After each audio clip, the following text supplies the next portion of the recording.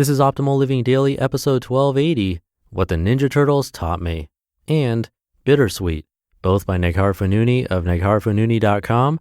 And I'm Justin Malik, the guy who's been reading blog posts and articles, book excerpts, essays, sometimes stories, every day, including holidays, for over 3 years. And let's keep this short, get right to it, and start optimizing your life. What the Ninja Turtles Taught Me by Neghar Fonooni of negharfonooni.com.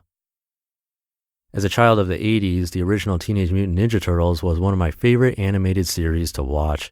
I was also known to partake of DuckTales, X-Men, Gargoyles, Gem, Captain Planet, and He-Man, all of which were animated shows that I consider far superior to the drivel my 10-year-old watches today.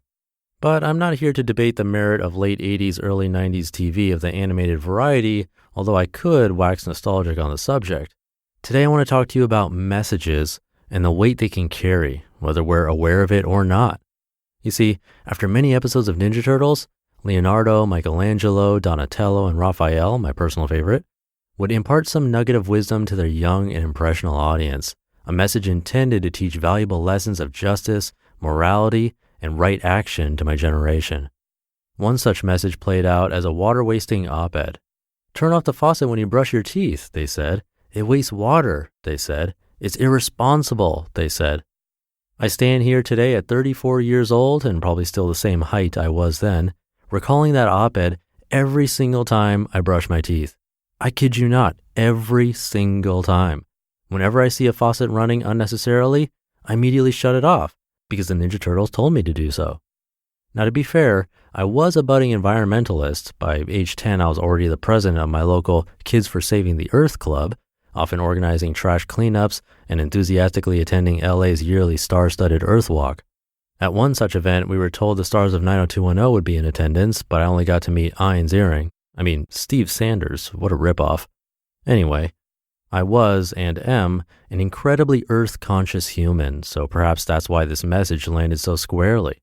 Regardless, it was a powerful enough message that it stuck with me some 25 years later, and it continues to spur me to action.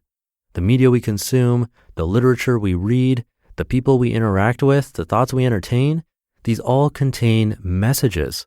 Some of these messages might not stick, and others have staying power, but at the end of the day, it's our responsibility to filter the messages. Should we commit to a path of higher living, we need use discretion when it comes to which messages we allow space for. We need to develop the filtering mechanisms necessary to separate effective messages from those that threaten our power and worth. We must hold our messages both in and out to a higher standard. Because again, messages have a way of sticking whether or not they hold truth. And sometimes they stick so subconsciously that we take them for indubitable facts. There are many messages in our modern world that threaten the way of the wild and powerful woman. The media wants us to believe we need fixing, social constructs would have us feel shame around our sexuality, and patriarchal society wants us to believe we're meant to play small. These are messages which many of us have allowed to take up prime mental and emotional real estate. They cause us to alter our behavior and keep us from standing in our power. And unless we unlearn these messages, they'll continue to erode our sense of worthiness. We have to see them for what they are, not facts or truths, but cleverly crafted messages that stand to help others profit in some way or another. We must commit to seeking out messages that uplift and empower our very being.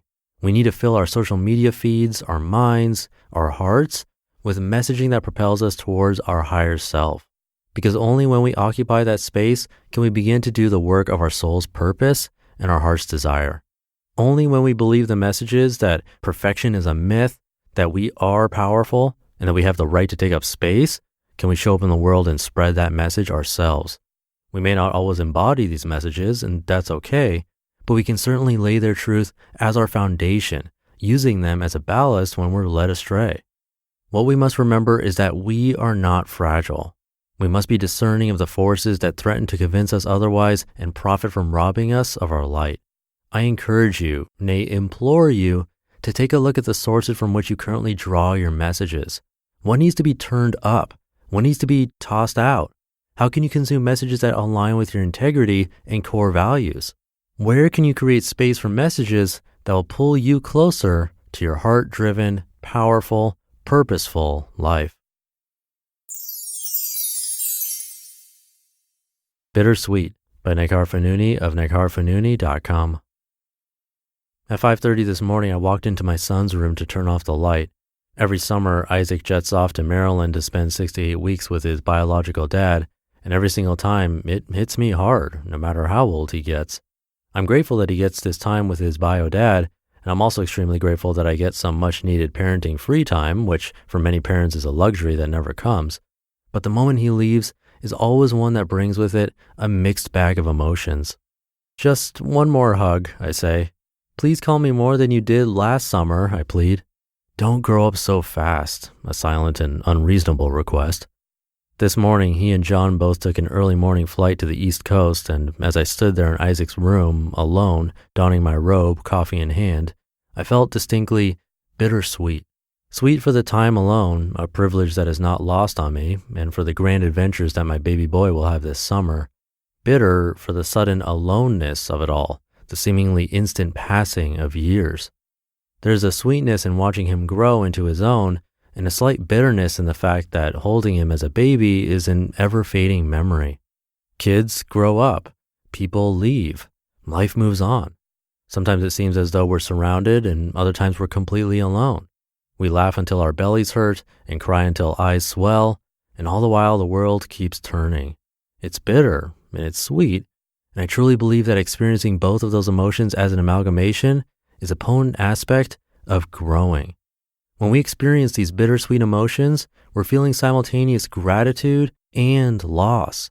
It's painful, and yet it feels strangely calm all at once. And in this hurting calm, we find a unique perspective. We learn to let go without forgetting and remain open without falling apart. We understand what it feels like to be at life's whim, and rather than lament and cling to what has come to pass, we grow into presence. Bittersweetness is a feeling that has the power to help us live with more ease should we lean into it when it arises. You just listened to the posts titled, What the Ninja Turtles Taught Me, and Bittersweet, both by Neghar Fonooni of negharfonooni.com. And hey, if you want to help me out here and perform a little act of kindness, one thing that's so small but does have a huge impact here is if you share this podcast with someone and get them to subscribe. Fits perfectly with the idea that she talked about turning up messages that align with your integrity and core values. So if you're able to turn it up and share this show, if everyone listening did that, it would have a massive impact, and it's really an easy thing to do. You can do it in person or on social media, wherever. It would mean a lot, even if it's getting one person to subscribe to the show. So thank you for that. I'll leave it there for today. Thank you for listening and being here, and I'll see you tomorrow for the Friday show, where your optimal life awaits.